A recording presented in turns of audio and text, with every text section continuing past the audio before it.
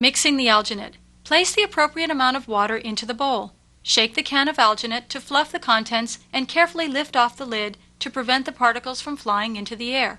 Sift the powder into the water, then using your spatula, mix with a stirring action to wet the powder until it has all been moistened. Firmly spread the alginate between the spatula and the side of the rubber bowl. The mixture should appear smooth and creamy.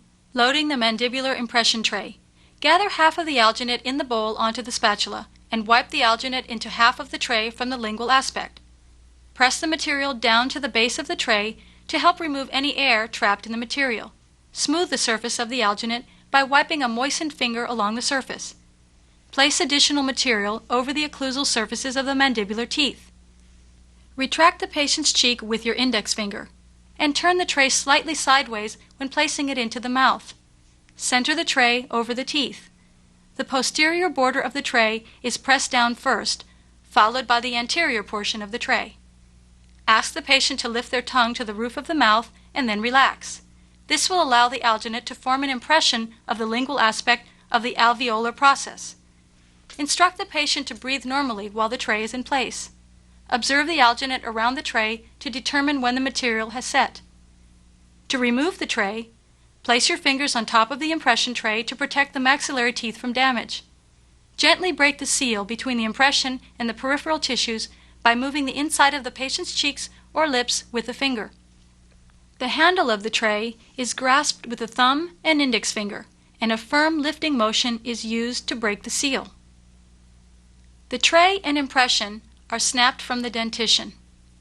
Evaluate the impression for accuracy. Rinse, disinfect, wrap in a slightly moistened towel, and place the impression in the appropriate precaution bag.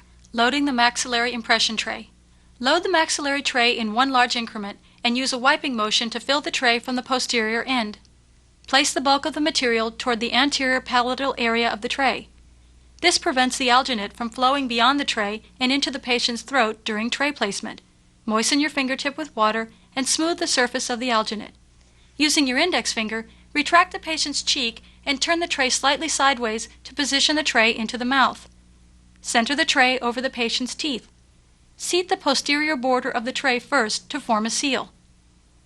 Direct the anterior portion of the tray upward over the teeth. Gently lift the patient's lips out of the way as the tray is seated. Hold the tray firmly in place while the alginate sets. To avoid injury to the impression and the patient's teeth during removal, place a finger along the lateral borders of the tray to push down to break the palatal seal. A straight downward snapping motion is used to remove the tray from the teeth.